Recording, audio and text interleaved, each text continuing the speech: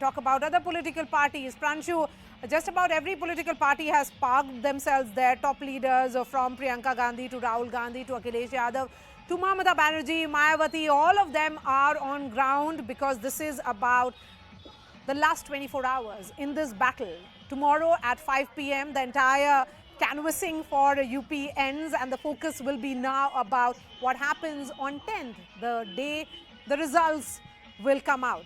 But talking specifically about these 56 seats that we are looking at, Pranshu, of course, Varanasi is the primary focus because of Prime Minister being the Member of Parliament from there, but there is Mao, there is Azamgarh, there are other constituencies as well.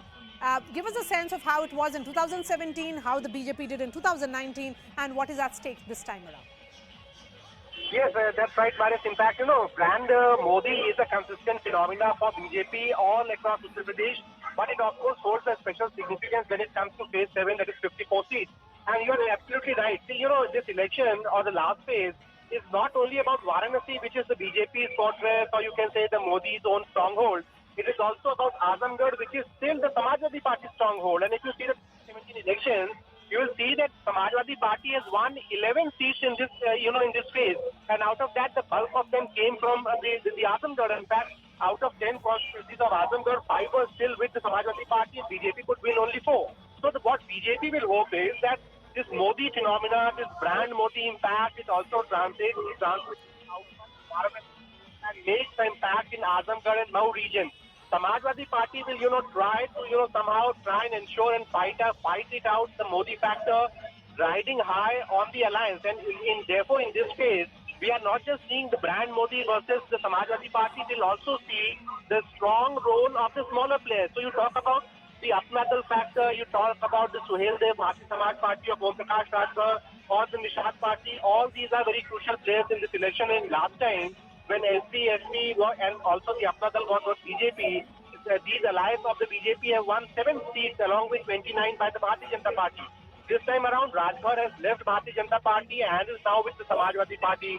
Similarly, Apnadal is also seeing 2 factions, one led by Anupriya Patel, the other led by Krishna Patel, that is with the Samajwadi Party. Nishat Party is with the BJP. So I think even as Prime Minister Modi does that roadshow, he and his party leaders will also think that, their allies should do well. Same for the Samajwadi Party. They might be pumping in all their, energy in Varanasi, bringing in Mamata Banerjee, doing roadshows. But they'll again, hope that their allies, Om Prakash Rajbhar and Krishna Patel, Sapnatal faction does well. And I think the strong presence of Kurmis, Yadavs, Rajbhars and Nishat in this belt, that makes the smaller players very interesting. And for both BJP or the Samajwadi Party to do well in this phase, it is absolutely mandatory that their allies also do well. So for BJP, this roadshow is magnificent. This roadshow has worked well for Bharatiya Janata Party in 2017. But Maria, do recall that in 2019, when Prime Minister Modi was still, very much a force there was this SP and BSP alliance. And that SP-BSP alliance has ensured and defeated BJP on 5 parliamentary constituencies in this particular region. So even as BJP held on to Varanasi, Mirzapur and Robertsganj, they lost Ghosi, Azamgarh, Mau, and also, the Lalganj parliamentary constituencies in Azamgarh. So I think the caste factor is a very strong force, and Prime Minister Modi will clearly think or hope that, along with his popularity, his own his image, the Kashi corridor, his backward caste route, along with that, the smaller players of the alliance for the Bharatiya Janata Party, that too will work well in this phase. And Siddhant, Pranshu and Shivani continue to be with us. This is BJP's Vikas push. And Siddhant, as we have been discussing, Prime Minister's cavalcade has just moved a few 100 meters because it's a 3.5 kilometer road show. Then the Prime Minister will be going to Banaras Hindu University. There's also an event that has been planned, which is the Ganga Aarti. So the next few hours, Prime Minister will be interacting with his constituents. The push that we are witnessing, Siddhant, and as we have been discussing, that BJP has come up with the multi-pronged strategy. It is not just about Hindutva. It is as much about development and as much about social engineering, as we have been saying. Social engineering that has been witnessed by most regional parties when they say that they have a combination of Muslim Yadav or non-Yadav OBCs, as Mayawati says that she is a party of Brahmin and Dalits. So that push that we have seen of a social engineering, what is evident here is that as well, Siddhant. Well, absolutely, Maria. Social engineering is very important, and let me tell you, whatever constituencies I have covered, been in some of the constituencies in Purvanchal and in other areas as well. The OBC and Dalit, these two castes are going to play a major role, and this is perhaps the reason that Akhilesh Yadav, when he is confident, when he talks about winning the UP elections, then that is only because he's confident on the caste equations that he has on his side, because he has done alliance with Mr. Rajbhar and the other caste-based parties.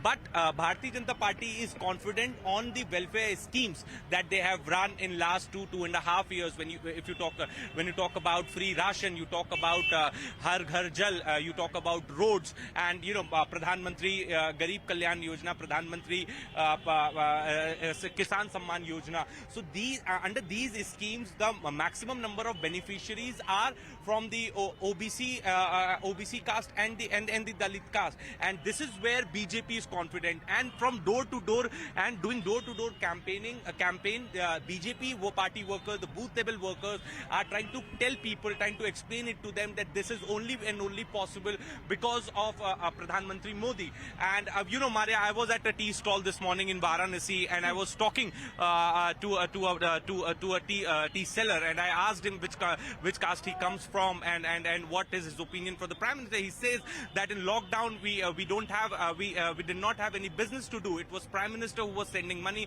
It was Prime Minister who was giving us ration. It was under Prime Minister's health scheme we got our mother's treatment in the government hospital. So because of these schemes, the Bharatiya Janata Party is confident that they are going to get sizable amount of votes on each and every seat of people from voters from these two castes. And as you asked, Maria, on several seats, Bharatiya Janata Party has given candidates also strategically. But these two castes are going to decide the fate of political party in UP, because other castes and communities they have a clarity when you speak to them where they are going to vote. But these two castes are silent in nature. They don't talk much, and this is the reason that all the political parties in a way are wooing these castes. And Akhilesh Yadav is confident because he feels that he has a caste equation with him, because he has done alliance with these caste-based parties. Back to you, Maria. So those visuals coming in now from Varanasi, where Prime Minister Narendra Modi is holding a road show. This is a 3.5 kilometer long road show, but the focus that has been there in this particular part has been of brand Narendra Modi, which is at play here. Top ministers of the party, Home Minister Amit Shah himself has been on ground in Varanasi for the last 3 days to ensure that this road show is a massive success. BJP in charge, election in charge of UP, Dharmendra Pradhan can be seen walking along with roadshow. Union Minister Smriti Irani is also a member of parliament from Amethi, has been on